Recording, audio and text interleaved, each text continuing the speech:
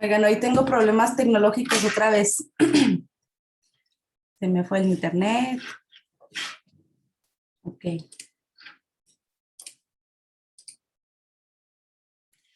Ya, creo que regresé. Espero que no se corte. Ya está, se me perdió el hilo. Bueno, ok. Entonces, ¿qué vemos aquí de importante durante este periodo de la República? Pues ese crecimiento que tuvo la civilización romana en cuanto a la obtención de territorios a partir del tema de las guerras. Aquí una pregunta, o sea, ya hemos visto, por ejemplo, en Mesopotamia, vimos también, por ejemplo, en China, en India, que todo lo que ganaba esta gente en cuestión territorial era a partir de la guerra. Aquí digamos que una pregunta de reflexión. ¿Cómo creen ustedes que se pueda obtener, digamos, poder sin tener que apelar a una guerra? ¿Cuál fue el cambio que se dio en la historia para que tú no tuvieras que expandirte para obtener más territorio y por tanto más poder? ¿Qué creen que haya sido el cambio para que actualmente digamos que haya una regulación y nadie se ande invadiendo de este modo como se hacía en estos periodos antiguos? A ver, alguien que me comente. La esclavitud. No, yo digo el comercio, ¿no? Ajá, un poco el comercio, sí, como el tema de la globalización, yo creo también. O sea, pues va, o sea, sí realizo como mis productos en mi territorio, pero pues ya hay la posibilidad de hacer llegar las cosas más fácil. Pero ¿de dónde surge el comercio? Justo así como nosotros lo conocemos.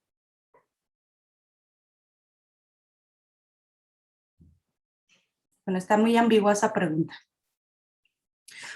Bueno, yo creo que el cambio en la respuesta que yo creo que se puede dar aquí es hasta el tema de la revolución industrial, donde pues se generaban más excedentes en cuanto a comida, en cuanto a productos y en cuanto a todo, y ya no necesitabas, digamos, que buscar más tierras para poder lograrlo, sino que la tecnología te ayudaba a generar pues este tipo de riquezas, digamos, como de manera más simple, y de algún modo creo que se reguló el tema de expansionismo, que obviamente sigue, pero ya no tan de manera tan literal con guerras, sino tal vez es otro tipo de guerras quizás tecnológicas o no sé.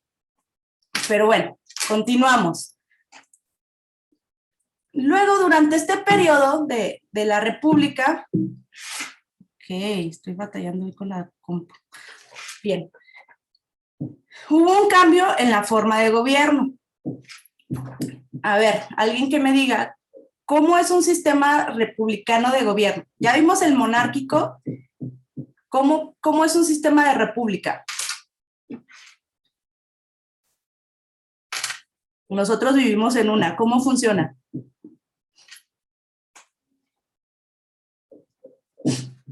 A ver, ¿quién está por aquí? A ver, Brandon. ¿Estás por ahí, Brandon? Creo que no. Hay que estar presentes, ¿eh? A ver, ¿quién está por aquí? Marifer.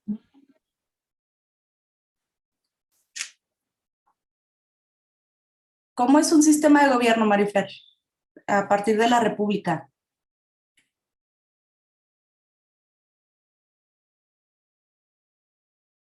¿Con los presidentes? Sí, a ver, pero bueno, ajá, sí es con los presidentes, pero ¿nos puedes explicar un poco más?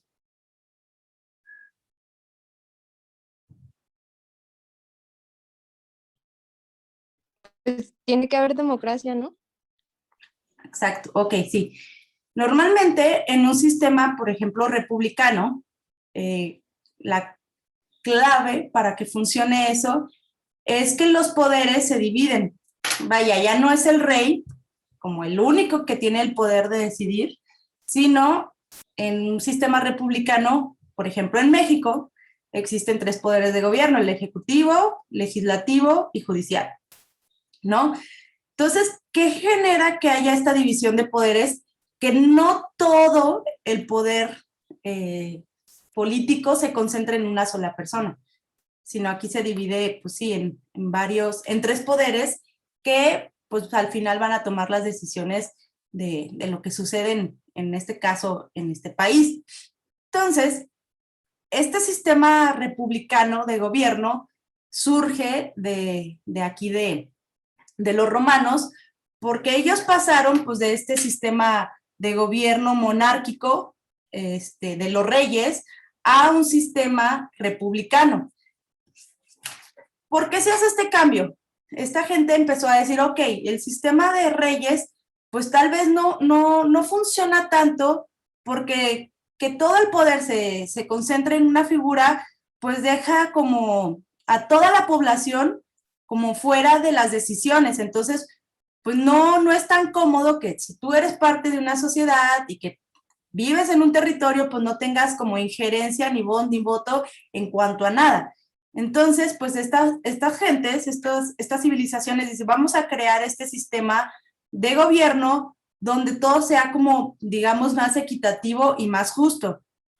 Entonces se crea este sistema republicano donde se van a dividir los poderes. La forma en la que ellos dividían los poderes era a partir de varias personalidades o varios personajes o varios puestos. Los primeros eran los cónsules, que eran, digamos, como los más poderosos, porque tenían decisiones sobre las cuestiones políticas, religiosas, sobre el rollo militar. Pero aquí, ¿cuál era la diferencia? Que había 2 cónsules.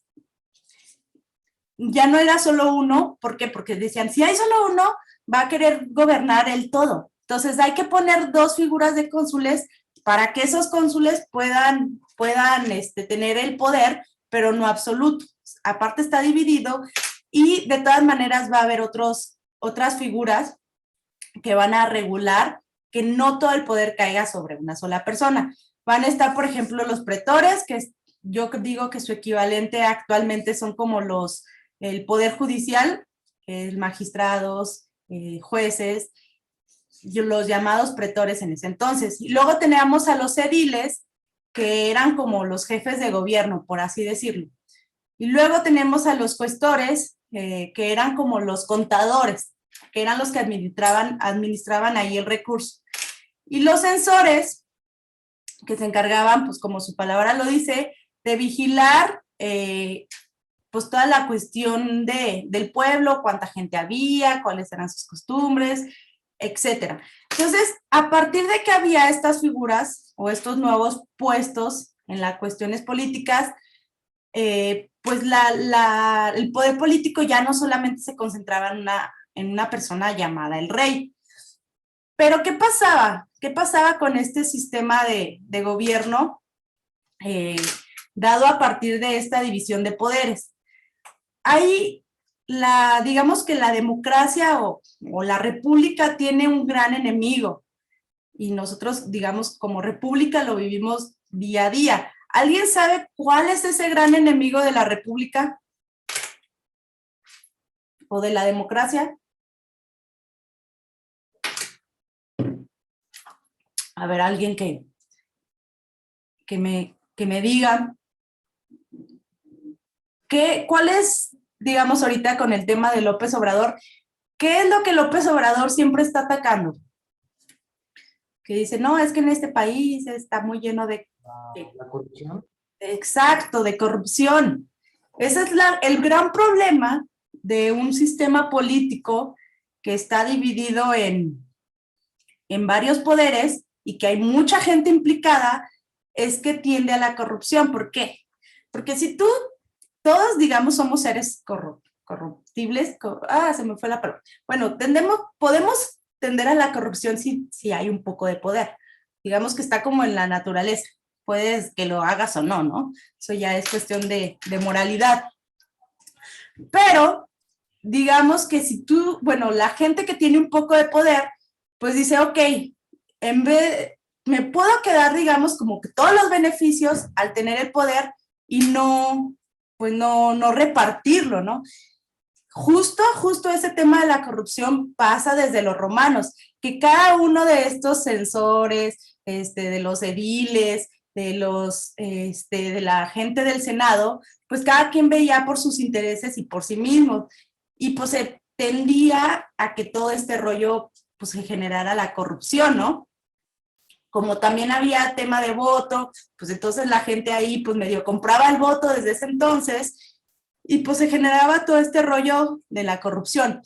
Por tanto, no les funcionó digamos que no fue su forma de gobierno ideal, porque este tema de la corrupción pues no les permitía crecer como de una manera pues sana, por así decirlo. Entonces, pues dijeron, no, este tema de ser república pues no nos funciona porque cada quien está viendo por lo suyo. Ese es el gran tema que tiene que combatir una república gobernada a partir de la democracia. Entonces, ¿qué pasó? Esperen. Llegó el periodo del imperio, que ya es la última parte. Me paso directamente a esto para seguir con este rollo de la democracia. Entonces se dieron cuenta que el rollo democrático, del rollo de la república y de que dividir los poderes, pues no les estaba funcionando porque pues cada quien estaba viendo por lo suyo y había ahí pues luchas internas, intrigas y toda una novela. Entonces decidieron que se iba a generar una forma de gobierno a partir del imperio, que todo su poder se centra otra vez en la figura del emperador, que si bien el emperador va a estar aconsejado por el tema de un senado y de un consejo, de nuevo todo el poder vuelve a centrarse o vuelve a figurar en esta figura del emperador. Seguían existiendo pues el tema de los magistrados, y pues estas personas que ayudaban a la parte política, pero pues la figura otra vez era el emperador. ¿Y cómo se entendía el emperador? El emperador, digamos que era dueño de todo Roma, de todo lo que fuera territorio romano, el emperador era su dueño tal cual. Entonces, ¿qué genera que haya un solo dueño, digamos, por así decirlo, que cuidaban más el territorio? Por ejemplo, si tú tienes, tú como dueño de tu casa, pues si se te meten a robar, obviamente lo vas a defender porque están metiéndose directamente con tu propiedad. Digamos que algo así era con el emperador. No podía permitir que hubiera ahí un resquebrajamiento en la parte del imperio, o que le quitaran territorio, o que hubiera algún tipo de corrupción, porque estaban atentando directamente contra él, porque digamos que Roma era el emperador, o pertenecía al emperador. ¿Qué pasa con esta división de poderes? Que durante la división de poderes, pues Roma es de todos, y casi que cuando la cosa es de todos, pues nadie cuida nada, y a nadie le importa realmente. Entonces, se cambia esta figura a que el emperador sea pues el único, digamos, el dueño de todo, y se empieza a cuidar más pues la parte de cómo el crecimiento romano va expandiéndose, porque ya solamente pertenece a una figura. Entonces, bueno, es la forma en la que se gobernaron, primero monarquía, luego república. La república no funcionó, que es buen proyecto de gobierno, y pues finalmente se queda con este tema del imperio, que fue pues el que logró mayor expansión. Aquí lo vemos en el mapa. Ahora sí, durante el imperio de Trajano, que fue uno de los grandes emperadores, pues ya se conquistó tanto toda la parte del continente europeo, la parte del continente africano, y se empieza a conquistar la parte del continente asiático. Entonces acá pelearon contra persas, contra fenicios y contra toda esta gente que venía de su origen en Mesopotamia. Y en este punto, del imperio es cuando el imperio romano logró pues, su expansión total y su expansión mayor. Hubo varias dinastías de emperadores. La más conocida yo creo que es la primera dinastía, que es la dinastía de Julio Claudia, donde pues están estos personajes como Nerón, que dicen que era súper sanguinario, hacía casas como de cristianos, ahorita vemos el tema del cristianismo, y pues era así como, cada personaje aquí está bien interesante, pero uno de los que más me gusta en cuanto a su historia, pues es este señor Nerón. Y luego llegamos a la parte en la que va a ser la caída del Imperio Romano. El Imperio Romano, pues ya en esta parte había logrado pues una expansión enorme, ¿no? Les digo que tenía toda la parte de Occidente y la parte de Oriente. Aquí, ¿cuál fue el tema de la caída del Imperio Romano? Hubo una nueva religión, que es la religión cristiana, la religión católica. Con esta religión, mucha gente, generalmente la gente pobre, que no eran pues los únicos privilegiados, recuerden que eran los patricios. La gente que pues, no tenía derechos, tanto esclavos como los plebeyos, que no tenían, pues ahí, no pintaban durante la sociedad, fueron en mayor medida los que adoptaron la religión católica la religión cristiana como la religión importante. ¿Por qué? Porque de pronto llegó un ser llamado Jesucristo diciendo que todos eran iguales y que pues tenía que tener amor al prójimo. Entonces como que estas ideologías de amor al prójimo y de igualdad entre seres humanos, pues no checaba con esto, ¿no? Con la escala social de estas gentes, donde pues había nosotros los privilegiados y ustedes los esclavos y la gente y los plebeyos, gente que no tiene ningún tipo de, pues digamos, poderes dentro de la sociedad. Entonces, pues toda esta gente cansada, los esclavos, los plebeyos, en esta época del imperio se les llamaban los libertos, pues estaba cansada de que no se les tomara en cuenta para nada y al contrario, de ser tratados hasta peor que animales. Entonces, pues llega la figura de Dios pregonando estas otras ideas de amor entre hermanos y de igualdad entre todos. Incluso ahí el tema de la mujer, ¿no? La mujer no era considerada como parte importante. Y pues durante este rollo del cristianismo, pues todas estas ideologías cambian y pues la gente cansada, pues de de cómo se gobernaba el imperio, empieza a sumarse a esta nueva religión. ¿Y qué va a obtener? Que esta nueva religión cristiana, pues empieza a tener muchísima gente, o sea, porque si vemos en el grueso de una población, la gente que es más rica lo vemos como una pirámide. Nos queda menos de un minuto. Voy a cortar la sesión y nos conectamos de nuevo ya para cerrar este tema y ponernos a hacer la práctica. La cierro y nos conectamos.